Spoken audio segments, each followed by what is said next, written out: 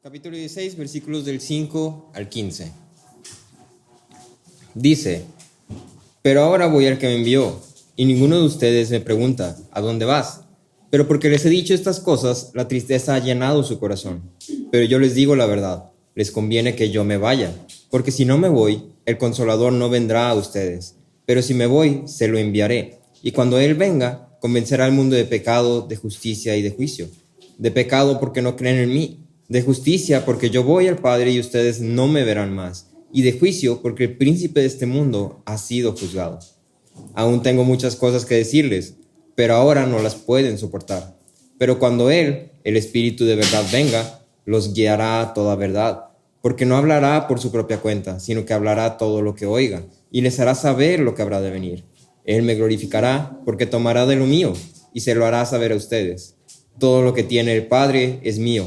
Por eso dije, Él toma de lo mío, y se lo hará saber a ustedes. Oramos. Padre, estamos reunidos en esta hora, Señor, y te damos las gracias porque nos has dado tu palabra, papá, porque nos has dado el conocimiento de quién eres tú, papá, porque has enviado a tu Hijo, papá, para ser esa luz que ilumine nuestro entendimiento, papá, para ser esa luz que alumbre nuestro pecado y nos convenza de quién eres tú, papá, que nos alumbre en nuestra ignorancia, Señor. Te pedimos en esta hora que esta palabra que estamos estudiando y que estamos dedicando para aprender, papá, pueda ser de bendición para nosotros, pueda ser de beneficio para nosotros, que podamos entenderla, que podamos recibirla, Señor, que podamos estar atentos y escuchar, papá, y no solamente que se quede como palabras, sino que sea algo que obre en nosotros a través de tu Espíritu, papá, que realmente podamos meditar en ella, podamos deleitarnos en ella, papá, podamos accionar en base a la verdad que tú nos estás diciendo hoy, papá.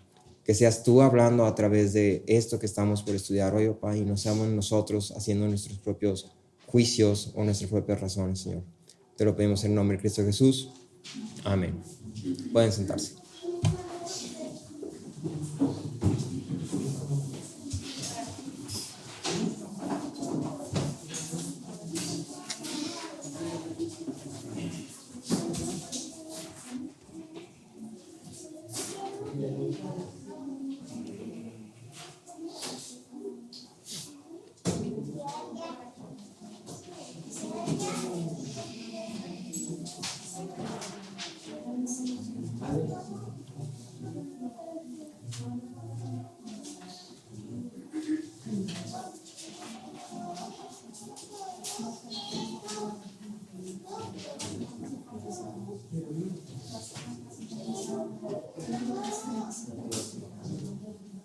Muy bien.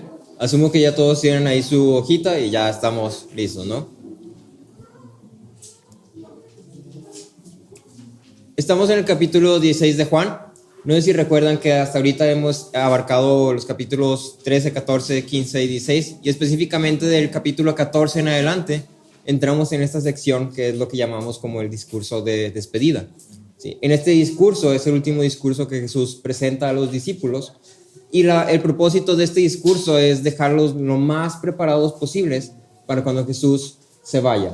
¿Por qué? Porque Jesús ya está a punto de ir a la cruz y después ir con el Padre. Jesús ya no va a estar físicamente aquí con los discípulos por mucho más tiempo. Él mismo lo ha dicho una y otra vez.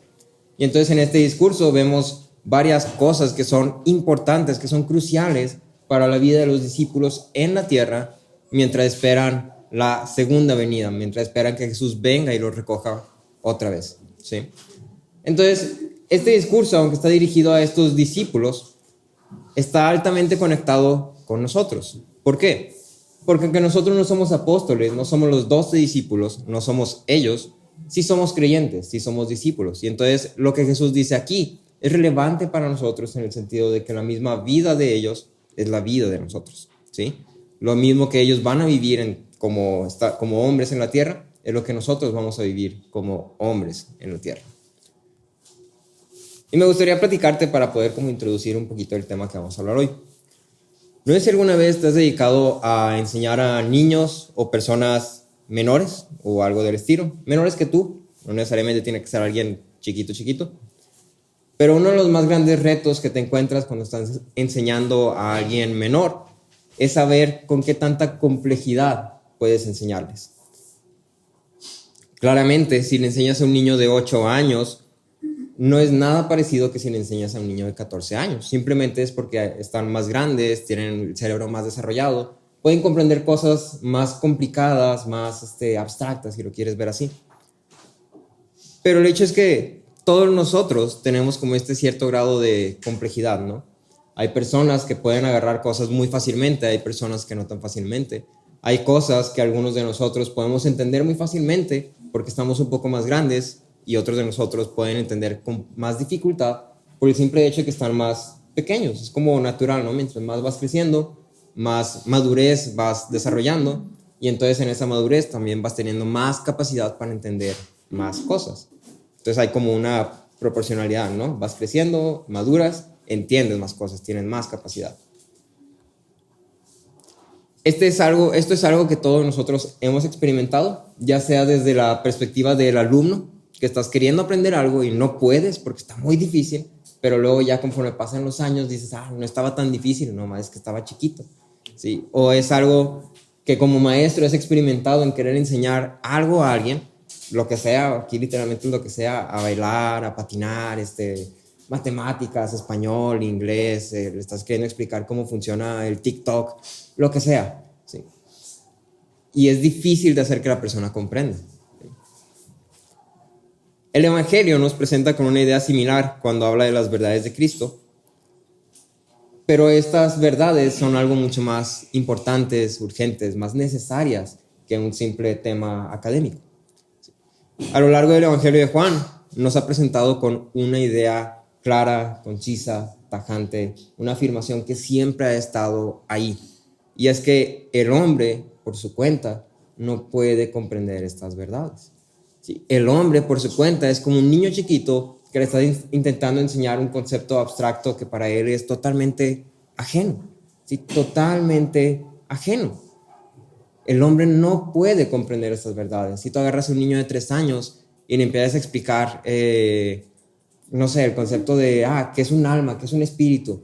El niño de 3 años a lo mejor medio te entiende qué estás queriendo decir, pero realmente no te va a comprender. Si no te va a entender. El hombre es ese niño de 3 años que simplemente no puede comprenderlo. No puede entenderlo. Entonces Juan nos deja esta idea tajante. El hombre por su cuenta no puede comprender ni aceptar las verdades del Evangelio. No puede recibir el Evangelio. Y aquí el punto clave está en esta especificación. El hombre por su cuenta. ¿Sí? El hombre solo no puede recibir estas verdades. Ciertamente, yo nunca pudiera entender la palabra de Dios si estuviera solo. Ciertamente, los discípulos no podían entender la palabra de Dios en ese momento todavía. Era necesario que alguien más viniera y encendiera las luces en sus cabezas. ¿Sí? En ese momento los discípulos, aunque estaban enseñados, porque Jesús mismo lo estuvo enseñando, aún no habían comprendido. ¿Sí? Y este es como el escenario que nos está pintando aquí. Entonces, hoy nos vamos a dedicar a hablar sobre un tema que se debe ser un tanto descuidado por nosotros, por toda la iglesia. Es un tema que tratamos irresponsablemente y actuamos como si conociéramos, cuando en realidad estamos muy perdidos. Vamos a hablar del ministerio del Espíritu, con el propósito de que todos podamos tener un mejor entendido de lo que hace el Espíritu. Yo creo que todos nosotros, si no me equivoco, la mayoría ya hemos estado en una iglesia u otra y ya somos familiares con este concepto de iglesias, ¿no? Y todos nosotros tenemos esta idea de lo que hace el Espíritu, ¿no? Todos hemos participado en cierta forma de lo que la iglesia dice, el Espíritu se está moviendo, el Espíritu está haciendo esto, y el Espíritu esto, y aquello, y aquello. Pero si yo te preguntara, ¿qué dice la Biblia que hace el Espíritu? No qué dice la iglesia, no qué crees tú, sino qué dice la Biblia que hace el Espíritu. ¿Pudieras responderme de una forma concisa, clara, segura? ¿Pudieran responderme sin yo creo que, o me acuerdo que dice aquí, aquí, aquí? ¿Pudieran responderme de una forma clara y segura qué es lo que hace el Espíritu? Porque la mayoría de nosotros venimos de un contexto donde el Espíritu lo que hace es, pues, hacernos sentir. Si generalmente lo reducimos a eso, nos hace sentir, es como la emoción. El Espíritu es como la emoción de ser cristiano, ¿sí? Y reducimos a eso, somos irresponsables. Estamos siendo irresponsables. Entonces vamos a hablar de esto Y el propósito de esto es que podamos vivir alineados a lo que Jesús mismo dice que hace el Espíritu, no simplemente dejándonos guiar por nuestras ideas desalineadas de lo que es y hace el Espíritu, ni por nuestra lógica que rechaza lo que no nos parece racional. Vamos a ver el tema en 3 secciones. Sí, vamos a separarlos en 3 secciones. Vamos a hablar de la ignorancia de los discípulos, que va a ser como el escenario sobre el cual va a llegar el Espíritu. Vamos a hablar sobre el ministerio doble del Espíritu. Y luego vamos a hablar sobre cómo esto nos confronta, sobre cómo esto nos habla de los errores que nosotros como iglesia hemos cometido, tal vez estamos cometiendo. Sí. Y me gustaría leerte este salmo para empezar. El Salmo 86, 11, ya lo hemos leído, dice: enséñame, oh Señor, tu camino, andaré tu verdad, unifica mi corazón para que tema tu nombre. El Salmo 25, 5 dice: guíame en tu verdad y enséñame, porque tú eres el Dios de mi salvación, en ti espero todo el día. Y quisiera que pusieras atención específica en esta parte de enséñame y verdad. Estas son 2 ideas que están presentes ahí porque son 2 ideas que están conectadas. La instrucción y la verdad vienen de Dios. Entonces, con la esperanza de poder estar encaminado en estas 2 cosas, instrucción y verdad, vamos a hablar de esto. Y me gustaría comenzar hablándote con la ignorancia de los discípulos. Los versículos 5 al 7 nos pintan como este escenario. Dice: pero ahora voy al que me envió, es Jesús hablando, es decir, ahora voy al Padre. Y ninguno de ustedes me pregunta: ¿a dónde vas? Pero porque les he dicho esas cosas, la tristeza ha llenado su corazón. Versículo 7. Pero yo les digo la verdad, les conviene que yo me vaya, porque si no me voy, el Consolador no vendrá a ustedes. Si yo me voy, entonces lo enviaré. Estos primeros versículos están funcionando como lo que establece este nuevo escenario para la introducción de un nuevo personaje en la obra. Nuevo digo entre comillas porque no es exactamente nuevo, simplemente no ha sido del todo explícito. Este nuevo personaje obviamente es el Espíritu. Jesús había hecho énfasis en su partida una y otra vez. Ya lo había mencionado muchas veces a sus discípulos. No es algo que debería sorprendernos. Sin embargo, para los discípulos era algo que lo estaba sorprendiendo. Cada vez que Jesús hablaba de su partida, podemos notar que siempre está acompañado de como un cierto beneficio o una promesa. En ningún momento Jesús menciona su partida como algo por lo que estar tristes. Nunca menciona su partida como algo por lo cual debas de llorar, o debas de estar dolido, o debas de estar enojado. Siempre haces su partida como algo por lo que puedes regocijarte. Podemos notar en cada una de estas menciones de la partida de Jesús un tono más de esperanza o de progreso, si viene algo mejor. Ese es el tono con el que Jesús presenta su partida.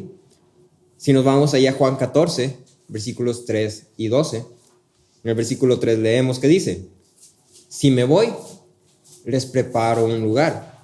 Vendré otra vez y los tomaré a donde yo voy, para que donde yo esté, allí estén ustedes también. Entonces Jesús está diciendo: si me voy, cosas buenas van a venir de ello. Si me voy, les prepararé un lugar. Eso es algo bueno, ¿no? Y luego el versículo 12. En verdad les digo, el que cree en mí, las obras que yo hago, él las hará también, y aún mayores que estas hará, porque yo voy al Padre. Es decir, Jesús dice: si me voy, obras más grandes que las que yo hago van a ser ustedes. Que esto es algo que ya habíamos hablado, y hablábamos que es la continuación de la obra de Cristo, pero ahora como la iglesia. La iglesia es la continuación de la obra de Cristo. Y estas obras más grandes no quieren decir milagros y profecías, y eso quiere decir que ahora podemos compartir el evangelio completo. ¿Sí? Podemos compartir el evangelio tal y como es. Esas son las obras más grandes. ¿Eso es algo bueno o es algo malo? Es algo bueno. ¿Sí? ¿Puedes ver más ejemplos así? Si lees otra vez Juan del 14 al 16, vas a darte cuenta que hay varias menciones de esto. En Juan 15, notamos que la partida de Cristo es causa de la venida del Espíritu. Y Jesús mismo dice: esto es conveniente para ustedes. Otra vez, ¿es algo bueno o es algo malo? es algo bueno. Ahora, esto es como la perspectiva de Jesús, ¿no? Esto es como Jesús lo pone. Y luego volteamos a los discípulos y notamos que no es la misma reacción. Jesús está diciendo, les conviene, es bueno que yo me vaya, yo me voy a ir, voy a regresar a ustedes, pero voy a hacer esto y voy a hacer aquello. Y ustedes estando aquí van a hacer esto y van a hacer aquello porque yo me voy. Los discípulos lo que muestran no es una reacción de, sí, ya vete Jesús, ya vete.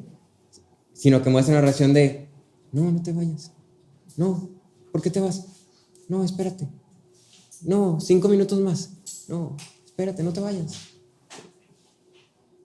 Los discípulos tienen un tono más de tristeza, más de melancolía. ¿Sí? Un sentimiento, pues que claramente es de oposición hasta cierto grado. El versículo 5 y 6 muestran cómo Jesús está confrontando a los discípulos, demostrando su ignorancia y su egoísmo. Aun cuando Jesús está explicando todas las cosas respecto al plan de Dios y la glorificación del Padre y las moradas que va a preparar, todo esto, los discípulos responden reaccionando con tristeza. ¿Sí? Jesús mismo lo dice, les digo estas cosas y ustedes reaccionan con tristeza. Se han llenado de tristeza porque yo les digo que yo me voy. Y ahora esto es algo muy relevante para nosotros de comprender. ¿Por qué los discípulos estaban tristes? Es una pregunta. ¿Por qué los discípulos estaban tristes? Porque no sabían realmente. Porque no habían comprendido. ¿Ok? A un nivel más superficial, si lo quieres ver así. ¿Por qué los discípulos estaban tristes? Porque iban a estar llorando. ¿Ok? Más por ahí. Ajá. La respuesta más concisa que te puedo dar es que los discípulos estaban tristes porque como un niño chiquito cuando se va su papá a trabajar o así, va a estar solo. ¿Sí? Los discípulos estaban tristes porque se iban a quedar solos. Esa era la razón de la tristeza de los discípulos. Ahora, en este ejemplo del niño chiquito, ¿no? El niño chiquito está triste porque su papá se va a trabajar. Y el niño chiquito no está pensando en que, si es que mi papá necesita ir a trabajar, porque necesitamos dinero, porque pues hay que comer, y pues por el bien de la familia, y hay deudas que pagar, y pues es bueno que mi papá trabaje, y él dedicó su tiempo para trabajar, y qué bueno que tiene trabajo, y qué bueno que podemos tener todas estas cosas. El niño que está pensando, no quiero estar solo, no quiero estar solo, no quiero que se vaya, no quiero que me deje solo. Y ahora te pregunto, ¿el pensamiento del niño es considerado o es egoísta? Es egoísta, porque es un niño, ¿sí? Decimos que se entiende porque es un niño, pero finalmente es un pensamiento egoísta. El niño no quiere estar solo y entonces está triste porque no quiere estar solo. No está pensando en nada más que en el hecho de que él se va a quedar solo. Y ahora los discípulos son como este niño. Los discípulos están tristes porque no quieren estar solos, no se quieren quedar solos. Su tristeza nace de su egoísmo. Su tristeza nace de su amor por ellos mismos. Y su amor por ellos mismos, como ya lo habíamos visto en la sesión pasada, ¿de dónde nace? De su ignorancia. Como lo dijeron ahorita. ¿Sí? ¿Por qué están tristes? Porque no comprenden. ¿Sí? Porque son ignorantes de la verdad.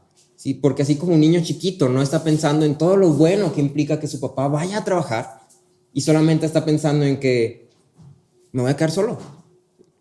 Los discípulos no están pensando en todo lo bueno que implica que Jesús se vaya. Simplemente están pensando en, me voy a quedar solo. Ahora, este es como el escenario. Y establece de forma perfecta la necesidad del Espíritu. Jesús inmediatamente relacionó el egoísmo de los discípulos con la necesidad de que el Espíritu viniera a ellos. Jesús le dice, ustedes se llenaron de tristeza. E inmediatamente responde, me voy a ir. Sí. Inmediatamente responde, por eso va a venir Él. Sí. No dice, están llenos de tristeza por esto y por esto y por esto, y están mal, y es que esto y es aquello, sino que dice, están llenos de tristeza, el Espíritu va a venir. Entonces Jesús relaciona el egoísmo de los discípulos con la venida del Espíritu. Sí. Los discípulos ensimismados necesitaban al Espíritu, requerían al Espíritu. Pero la condición, el fundamento para que el Espíritu viniera era la victoria del Hijo en la cruz y la ascensión del Hijo junto con el Padre. Esa era la condición para que el Espíritu viniera. Esto mismo lo puedes ver un poquito más atrás, si no me equivoco, en Juan 3 o en Juan 6, donde Jesús mismo dice, cuando yo me vaya, enviaré a otro.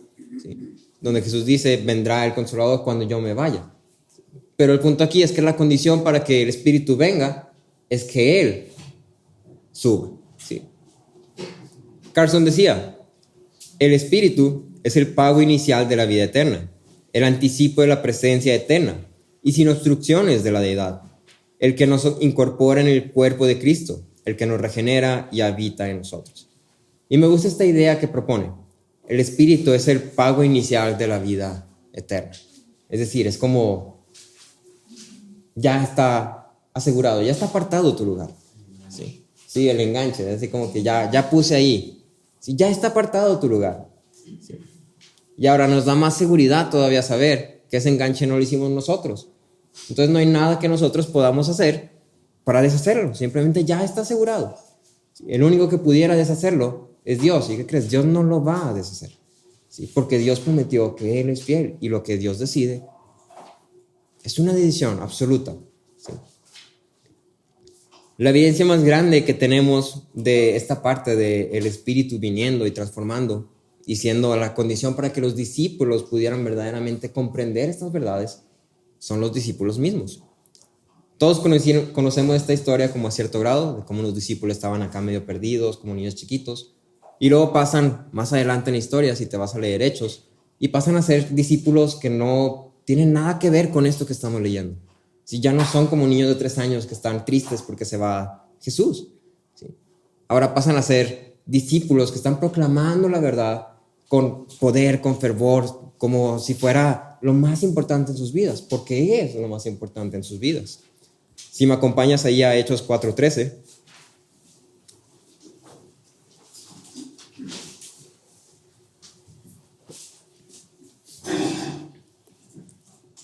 Leemos que dice: al ver la confianza de Pedro y de Juan, y dándose cuenta que eran hombres sin letras y sin preparación, se maravillaban y reconocían que ellos habían estado con Jesús. Y entonces, nota aquí estas dos cosas, ¿no? Al ver que la confianza de estos discípulos, pasaron de ser discípulos que estaban, no te vayas, no, ¿por qué te vas? No te vayas, quédate un poquito más. A ser discípulos que eran descritos como confiados. ¿Sí? La confianza de Pedro y de Juan. Y luego todavía más. Decían, eran hombres sin letras y sin preparación. O sea, no eran oradores, no eran expositores, no eran estudiosos académicos. Eran hombres sin letras y sin preparación. Y sin embargo estaban ahí proclamando el evangelio. ¿Sí? Y la gente decía, estos estuvieron con Jesús. ¿Sí? Estos estuvieron con Jesús. Esta es como la obra del Espíritu, ¿no? Entonces tenemos ya el punto inicial y como el punto medio final. ¿Sí? Pasamos de esto a esto. ¿Cuál es el ministerio del Espíritu? Claramente hubo un cambio extremo entre los discípulos que demostraban ser estando con Jesús a los discípulos que eran una vez que Jesús se había ido. Sí, hay una diferencia muy grande entre lo que eran antes y después. ¿Cuál fue el factor de cambio? La respuesta es el Espíritu. El Espíritu fue el factor de cambio en estos discípulos. Cuando Jesús habla del Espíritu, hace mención de 2 áreas en las cuales el Espíritu trabaja. Y tomando esto, vamos para motivos de estudio, a seccionar el ministerio del Espíritu en 2 áreas. Hablamos del ministerio del Espíritu hacia el mundo y hablamos del ministerio del Espíritu hacia los discípulos. ¿Sí? 2 áreas sencillas, lo puedes ver como el mundo, los discípulos, hacia afuera, hacia adentro. ¿Sí? Ahora sí que son 2 áreas sencillas. Y vamos a comenzar hablando del ministerio del Espíritu hacia el mundo. Versículos 8 al 11. Leemos que dice: y cuando Él venga, convencerá al mundo de pecado, de justicia y de juicio. De pecado, porque no creen en mí. De justicia, porque yo voy al Padre y ustedes no me verán más. Y de juicio, porque el príncipe de este mundo ha sido juzgado. Jesús mismo nos hizo un favor muy grande cuando explícitamente puso ahí, como describió el ministerio del Espíritu en el mundo. Entonces no hay mucho que desarrollar así como tal, pero vamos a hablar un poquito de cada una de estas cosas. Esta primera área donde Jesús afirma que el Espíritu obraría está dirigida hacia el mundo. Y el ministerio hacia el mundo podemos llamarlo como un ministerio de convicción. Un ministerio de convicción hacia el mundo. Este ministerio de la convicción abarca 3 aspectos: pecado, justicia y juicio. Entonces vamos a hablar un poquitito de cada uno de ellos. Primero comenzando con pecado. Me gustaría también hacer como un pequeño disclaimer. En el original, el griego original, está muy difícil traducirlo. La mayoría de los estudiosos y comentaristas no están del todo de acuerdo en cómo debería traducirse. Hay algunos que dicen porque dice de su pecado, de su justicia y de su juicio, y hay otros que dicen de su pecado, de justicia y de juicio, como separando. Entonces, si estás estudiando, si estás leyendo, posiblemente te encuentres con diferentes posturas. Sí, yo estoy tomando la de Carson, te lo comento nada más por si difieres un poco, pero para que lo tengas ahí en mente. Sí, en la postura de Carson, él está haciendo de su pecado, de su justicia y de su juicio. O sea, las 3 cosas del mundo: el pecado del mundo, la justicia del mundo y el juicio del mundo. Entonces vamos a hablar primero del pecado del mundo. El Espíritu trae al mundo a conciencia de pecado y culpa. El Espíritu trae al mundo a conciencia de pecado y de culpa. Los que no creen en Jesús no aceptan la enseñanza de Jesús, no aceptan las afirmaciones de Jesús, no aceptan las verdades que Jesús presenta. Cuando el Espíritu viene, el Espíritu convence al mundo de su pecado, es decir, de no creer en Jesús. Cuando hace esto, entonces es uno u otro: acepta la enseñanza de Jesús o la rechazas. Ese es tu pecado: o aceptas la enseñanza o la rechazas. Si la rechazas, eso es. O la aceptas o la rechazas. Ese es la primera área en la que el Espíritu obra en convicción hacia el mundo. Convence al mundo de su pecado. El Espíritu es quien hace al hombre capaz de hacer lo que el hombre por su cuenta no podría hacer nunca. El Espíritu es quien hace al hombre capaz de comprender, de entender, de aceptar las verdades que Jesús presenta. Sí, la verdad verdadera. El mundo no acepta la enseñanza de Jesús porque no cree en Jesús. El Espíritu es quien hace que el mundo pueda aceptar la enseñanza y creer en Jesús. Tú y yo no podemos aceptar ni creer en Jesús si no fuera por el Espíritu. Si aceptamos y creemos en Jesús, es porque el Espíritu ha obrado en nosotros. ¿Sí? No porque tú y yo seamos muy inteligentes, no porque tú y yo seamos muy intelectuales, no porque hayamos estudiado mucho la Biblia, simplemente porque el Espíritu ha obrado en nosotros. Nos ha convencido de nuestro pecado y en esa convicción de pecado nos ha brillado a aceptar a Cristo. Segundo, de justicia. El Espíritu convence al mundo de su justicia sesgada, donde Dios es injusto y ellos son justos. El Espíritu viene y convence al mundo de que su justicia está errada, está torcida. Es una justicia falsa. El mundo pone su justicia por encima de la justicia de Dios. El mundo llama a su justicia justicia y a la justicia de Dios la llama basura, injusticia. Esto no importa. Dios es injusto. Fue la justicia del mundo la que llevó a Jesús a la muerte de la cruz. Yo te pregunto, lo hablábamos en la edición pasada, ¿Jesús fue un hombre moralmente malo? No pudiéramos decir que Jesús hizo algo que fuera calificado como malo, ¿sí? Moralmente como malo, o como tan malo para que lo crucificaran. ¿Sí? No podemos decir eso. Sin embargo, el mundo en su justicia dijo: este es un hombre malo, es un hombre que merece muerte. ¿Sí? En Romanos 10:3, si alguien quiere ayudarme a leerlo, Romanos 10:3.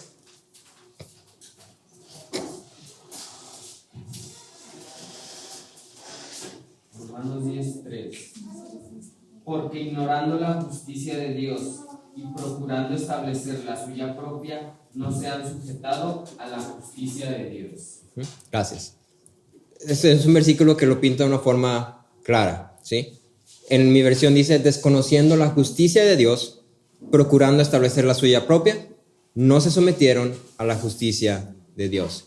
Es decir, los hombres, el mundo, prefirió su justicia y dejó de un lado la justicia de Dios.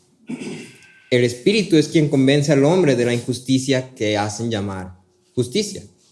Es quien convence al hombre de que la verdadera justicia proviene solo de Dios. Solo Dios es justo. Sí, cualquier justicia que no sea la de Dios no es justicia.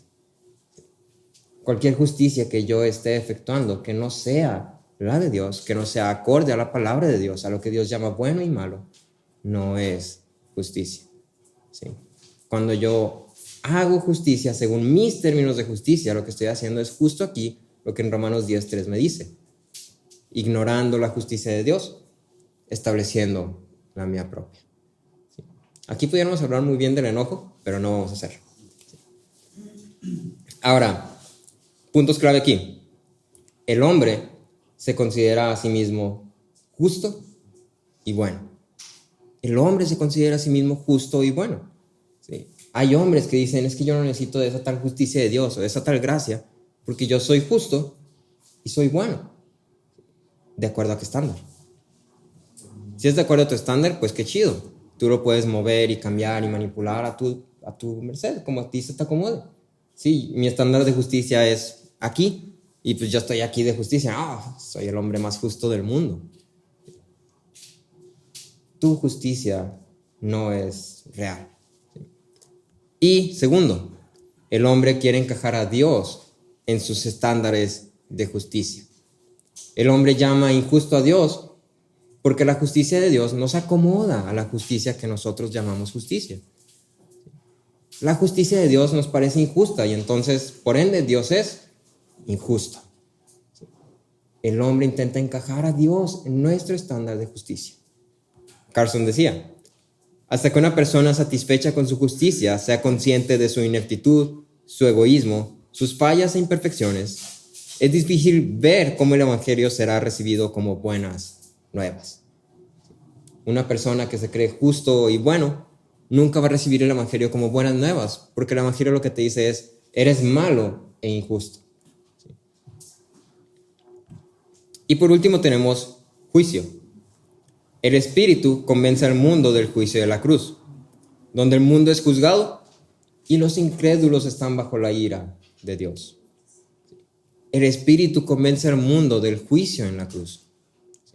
¿Recuerdas que habíamos hablado que la cruz es como el punto de quiebre, como el hito donde el mundo es juzgado, donde los que son llamados por Dios son separados totalmente? Ya no hay una mezcla entre tinieblas y luz, sino que ya está completamente separado. No hay mezcla, no hay confusiones, o estás de este lado o estás de este lado. El Espíritu convence al mundo de ese juicio, ¿sí? Donde el mundo es juzgado y los incrédulos están bajo la ira de Dios. En Juan 3:18 y versículo 36 leemos que dice, el que cree en él no es condenado, pero el que no cree ya ha sido condenado, porque no ha creído en el nombre del unigénito Hijo de Dios. Una división, una separación. El que cree en él no es condenado. Ese es su juicio, no es condenado. El que no cree en él ya ha sido condenado. Ese es su juicio. Y versículo 36. El que cree en él tiene vida eterna. El que no obedece al Hijo no verá la vida, sino que la ira de Dios permanece en él. Ese es el juicio. A la luz de la cruz, el Espíritu convence al mundo de su estado en rebelión hacia Dios, dando a conocer también el juicio por esta rebelión. Aun cuando el juicio no ha llegado a su culminación, es decir, el juicio está ya declarado legalmente, pero no ha llegado todavía a ese punto donde ya está efectuado, el juicio ya está hecho, ¿sí? Ya está ahí. Entonces, el ministerio hacia el mundo abarca estas tres partes: pecado, justicia y juicio. es el ministerio del Espíritu hacia el mundo, hacia los de afuera, hacia los incrédulos, si lo quieres ver así. Y luego hay un ministerio, o este mismo ministerio, tiene un aspecto hacia adentro, hacia los discípulos. El Espíritu ciertamente obra hacia el mundo, convenciéndolo de todas estas cosas.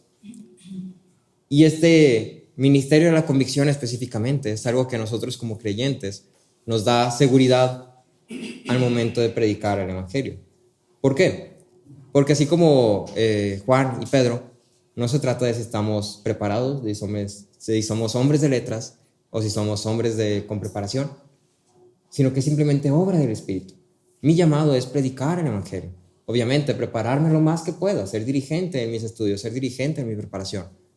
Predicar el Evangelio de una forma que sea comprensible, que sea entendible, ¿sí? Persuadir a los que me están escuchando. ¿Sí? Ese es mi llamado. Pero la obra como tal no depende de mí, depende del Espíritu. Y en eso yo puedo tener seguridad, yo puedo tener confianza. ¿Sí? El ministerio del Espíritu no solamente es hacia el mundo, sino que cumple con esta segunda área. Los versículos 12 al 15 nos hablan de esta segunda área. Leemos que dice: aún tengo muchas cosas que decirles, pero ahora no las pueden soportar. Cuando Él, el Espíritu de verdad, venga, los guiará a toda verdad, porque no hablará por su propia cuenta, sino que hablará todo lo que oiga, y les hará saber lo que habrá de venir. Él me glorificará, porque tomará de lo mío y se lo hará saber a ustedes. Todo lo que tiene el Padre es mío. Por eso dije que Él toma de lo mío y se lo hará saber a ustedes. Está un poquito confuso como la forma en la que está escrito, pero vamos a verlo. Podemos notar dos cosas sobre el ministerio del Espíritu hacia los discípulos. ¿Sí? La primera es que el Espíritu instruye y capacita a los discípulos. Y la segunda es que el objetivo del Espíritu es glorificar a Cristo. El Espíritu instruye y capacita a los discípulos para glorificar a Cristo. Para glorificar a Cristo. Entonces vamos a hablar de lo primero, cómo instruye y capacita. Como ya lo habíamos dicho, los discípulos eran incapaces de recibir más enseñanza de Jesús, porque como si intentaras enseñar álgebra a un niño de 8 años, no tenían la capacidad de comprender. ¿Sí? No iban a poder comprender, y Jesús mismo lo hizo, no las pueden soportar. ¿Sí? No soportas, ¿sí? No puedes. Un claro ejemplo de esto es en las pequeñas expresiones que utilizamos, que un cristiano que ya tiene tiempo, que ya es maduro, que ya tiene experiencia, si lo quieres llamar, sabe que estas expresiones o afirmaciones tienen un gran peso. Es decir, por decir, cuando leemos el credo, una cosa es leer el credo y decir, sí, creemos en Dios, Creador, Todopoderoso. Alguien que ha estudiado el credo, que sabe las razones por las cuales el credo está fraseado de esa forma, que sabe las pequeñas palabras, las pequeñas decisiones que se utilizaron. Alguien que es consciente de eso sabe que esa afirmación tiene un gran peso. Sabe que no son simplemente palabras y algo que suena bonito y que se ha repetido muchas veces. En cambio, un cristiano que no tiene mucho tiempo, un cristiano que es nuevo creyente, puede leer esas palabras y decir, bueno, pues sí, Dios es todopoderoso y Dios es creador. Es bueno. Hay un entendimiento distinto. ¿Quiere decir que uno de los dos está mal? No. Quiere decir que hay un camino, ¿sí? Quiere decir que hay un crecimiento donde uno ya está un poco más avanzado y el otro no tanto. Y esto a nosotros nos llama también a tener cuidado en ese aspecto.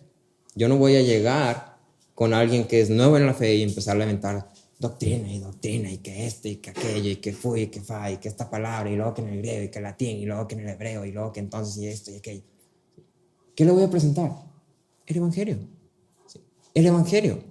Y buscar su crecimiento poco a poco, como tú y yo una vez estábamos ahí y hemos estado creciendo poco a poco. ¿Sí? Pablo lo dice, comienzas comiendo leche, pan, carne. ¿Sí?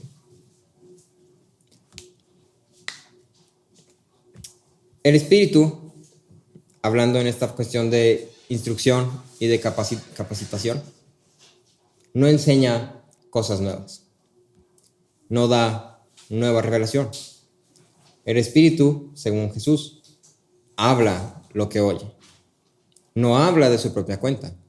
Es decir, El Espíritu completa la revelación de Dios en Cristo. El Espíritu completa la revelación de Dios en Cristo. Jesús decía, hay más cosas que decirles, pero no las van a soportar. ¿Cuándo las van a soportar? Cuando venga el Espíritu. Y el Espíritu entonces va a enseñar estas cosas que Jesús no les dijo en ese momento, porque no las iban a soportar. El Espíritu está completando la revelación de Dios en Cristo.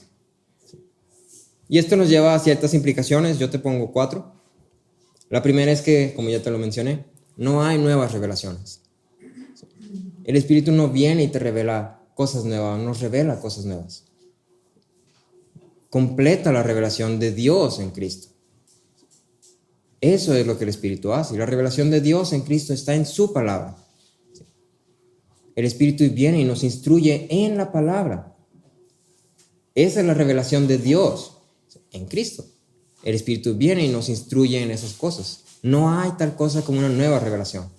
Los hombres que han dicho, yo tengo una revelación nueva, fueron tachados como herejes en los siglos 4, 5, 6. Tú puedes buscar un hereje en cada siglo y te vas a encontrar con varios. Y la mayoría de estos comenzaron con, tuve una revelación. Agregarle algo a la palabra es una nueva revelación. Y el Espíritu no viene a agregar, no viene a hacer eso, viene a completar. Segunda, no hay revelaciones personales. ¿A qué me refiero con esto? Otra vez, podemos ver la historia de los herejes y encontramos muchos. Pero no hay tal cosa como una revelación personal que el Espíritu me haya dado a mí. Porque el Espíritu no viene solamente a instruirme a mí. El Espíritu no viene a instruirme ni siquiera a mí. Viene a instruir a la iglesia. Viene a instruir a los discípulos. ¿Sí? Una revelación personal, o sea, una revelación que es solo para mí, no edifica de ninguna forma a la iglesia. Es contradictorio decir que el Espíritu me reveló algo a mí. ¿Sí? Mi muñeca me habló y me dijo cosas y a mí. ¿A ti no? Ah, el pobre cochito. Tercero, el Espíritu obra en la iglesia colectiva, no de forma individual. El Espíritu obra en la iglesia colectiva, no de forma individual. El ministerio de Jesús fue hacia el mundo.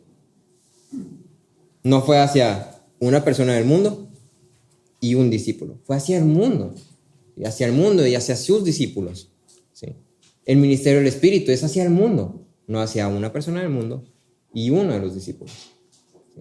El Espíritu no obra de forma individual en el sentido de que no se va a dedicar a un solo creyente, esto lo voy a hacer bien poderoso. No, el Espíritu lo que quiere es que todos los discípulos crezcan. ¿Sí? Y cuarto, que creo que este es el pivotal, el más importante, el central. El Espíritu instruye al creyente exclusivamente en lo que concierne a Cristo. El Espíritu instruye al creyente exclusivamente en lo que concierne a Cristo. Es decir, el Espíritu nunca va a enseñar algo que no tenga que ver con Cristo, porque eso no es parte de su obra. El Espíritu exclusivamente viene a completar la revelación de Dios en Cristo. Y cualquier cosa que salga de esa línea, ¿de dónde salió? ¿De dónde lo sacaste? Porque el Espíritu no va a revelar, no viene a completar, no va a enseñar algo que no esté alineado con eso. El Espíritu viene y enseña solo aquello que concierne exclusivamente con Cristo. De la forma que el Espíritu instruye, el Espíritu también capacita para entender y aceptar estas cosas, aun cuando estas cosas son ofensivas a nuestra persona o a nuestras creencias. El Evangelio es ofensivo para el mundo, el Evangelio es ofensivo para nosotros. Si no fuera por el Espíritu, tomaríamos el Evangelio y lo aventaríamos porque es ofensivo. Nos ofendería y cuando no nos ofende, bye. En cambio, como el Espíritu obra en nosotros, podemos ver el Evangelio y podemos decir, esta es la verdad. Y así es como debo vivir a la luz de la verdad. Segunda cosa a notar sobre el ministerio del Espíritu. El objetivo del Espíritu es glorificar a Cristo. El enfoque del Espíritu es Cristo. El Espíritu no busca nada para sí mismo, no hace nada por su cuenta, no compite con el Hijo. Su papel es completar la revelación de Dios en Cristo. Todo el fin de la obra del Espíritu toda la obra del Espíritu tiene como fin glorificar a Cristo, de forma que el Padre también sea glorificado. ¿Recuerdas que veíamos también en Juan que decía que yo soy glorificado para que mi Padre sea glorificado? Todo el obrar del Espíritu tiene como fin glorificar a Cristo. El Espíritu no es el protagonista del cristianismo y su obrar no tiene ninguna meta personal fuera de glorificar a Cristo. La pregunta que surge es, ¿cómo glorifica el Espíritu a Cristo? Y la respuesta es a través de los discípulos, a través de la iglesia. El Espíritu glorifica al Hijo a través de los discípulos.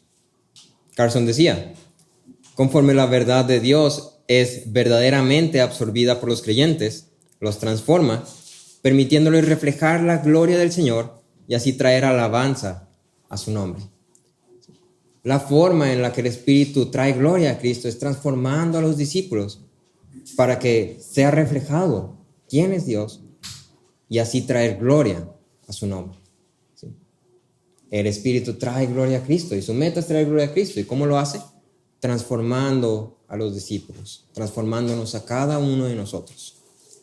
En 2 Corintios 3:18 leemos que dice, todos nosotros, con el rostro descubierto, contemplando como en un espejo la gloria del Señor, estamos siendo transformados en la misma imagen de gloria en gloria, como por el Señor, el Espíritu. Todos nosotros, con el rostro descubierto, contemplando como un espejo la gloria del Señor. ¿Sí? Siendo transformados por el Señor, el Espíritu. Entonces, en cierta forma, los discípulos son el medio por el cual el Espíritu trae gloria a Cristo. Y es este hecho el que nos trae a nosotros la seguridad de que podemos depender del Espíritu sin escatimar en nuestras responsabilidades para conocer la verdad que viene de Dios.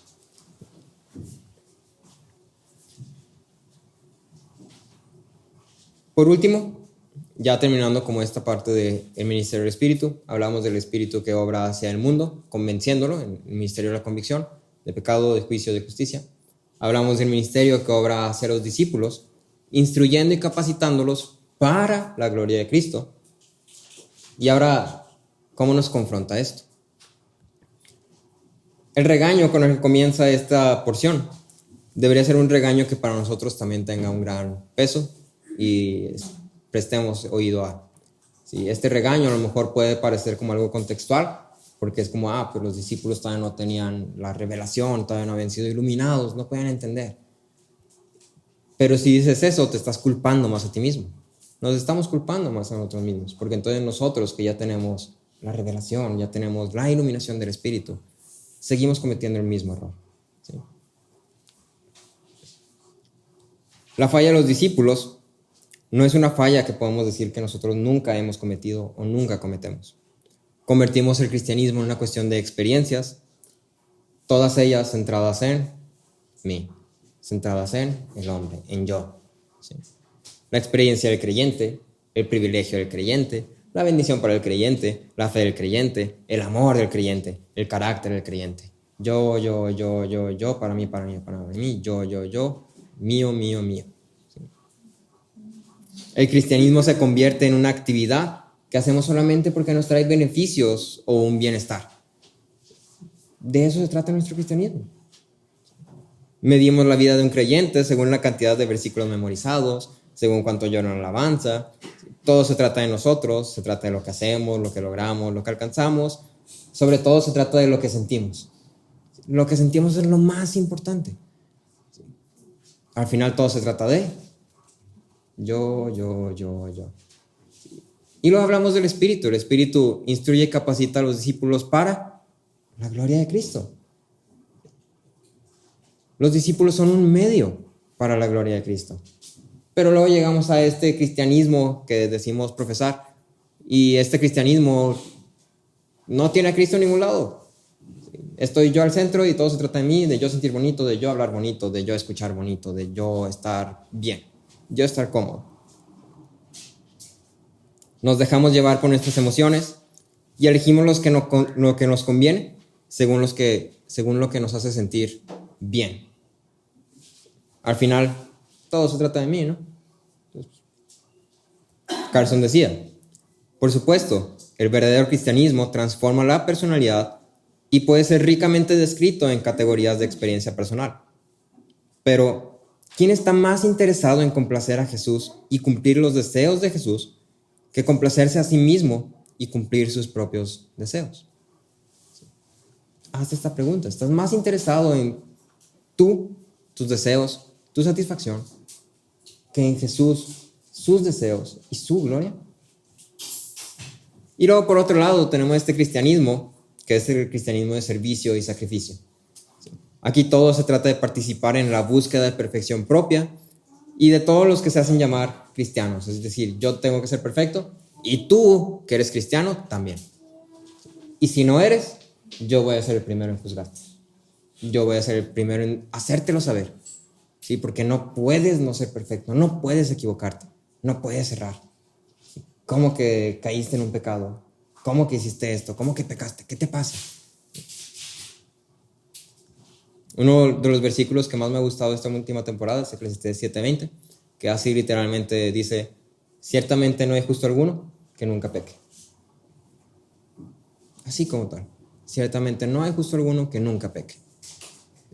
Y me gusta como esta contradicción que hace, donde no hay justo alguno, o sea, es justo que nunca peque. O sea, es un justo que peca. La perfección no es algo que podemos alcanzar hoy, ni mañana, ni en esta vida. Somos perfectos porque Cristo es perfecto. Esa es nuestra perfección. Él es nuestra perfección. Y luego, hablando de este cristianismo de servicio y sacrificio, dedicamos nuestros esfuerzos a vivir de forma perfecta, como si eso fuera posible, y nos ocupamos completamente a lo que yo debo hacer y lo que otros no deben hacer, a mis pendientes, a mis responsabilidades como cristiano, y debo hacer esto, debo ir a las reuniones, debo lograr esto, debo no hacer esto. Y nos opcionamos tanto en esta disciplina, en este círculo de debo, que nos olvidamos por completo de un Salvador personal. Al final todo se trata de lo que yo debo hacer. ¿Y Cristo quedó? ¿Quién sabe? No sé, pero yo tengo que hacer algo. Yo tengo que preparar el sermón, yo tengo que estudiar, tengo que leer muchos libros, yo tengo que ir a todas las reuniones, yo tengo que estar con toda la iglesia todos los días. Debo, y Cristo queda desplazado. Al final, ¿quién está en el centro de la religión? El Espíritu mismo nos pone un ejemplo excelente. Él se coloca a un lado para brindar toda la gloria posible a Cristo. En ningún momento en su ministerio Él busca gloriarse, ni darse a conocer, ni ocupar el lugar de Cristo. Él busca exaltar a Cristo en todas las maneras posibles, porque Cristo es el centro del Evangelio. A la luz de esto, ¿por qué si el Espíritu hace esto? El Espíritu es Dios. ¿Por qué si el Espíritu hace esto? Tú y yo, si buscamos nuestro beneficio primero. No es incongruente, ¿no te parece incongruente que Dios haga eso, pero yo, que se supone que debería seguir esos pasos, haga lo contrario? ¿No hemos obtenido ya el más grande beneficio al conocer al Padre, al estar unidos al Hijo, al tener la compañía del Espíritu que nos instruye, nos capacita, nos fortalece? ¿No es suficiente para ti la promesa de una morada donde hay un perfecto amor y armonía? ¿Por qué quieres tanto más? ¿Por qué estás dispuesto a destronar a Cristo de su lugar para ponerte tú ahí en el centro?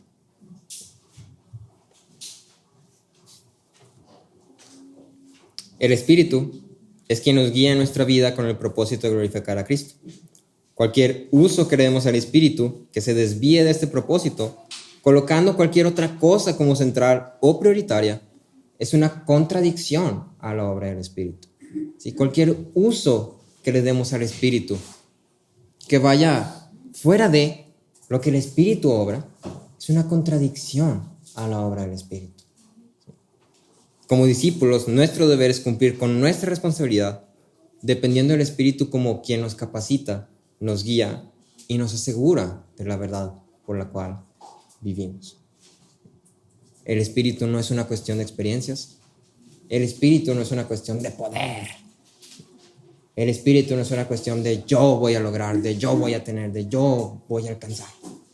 El Espíritu es una cuestión de a través de Él puedo glorificar a Dios.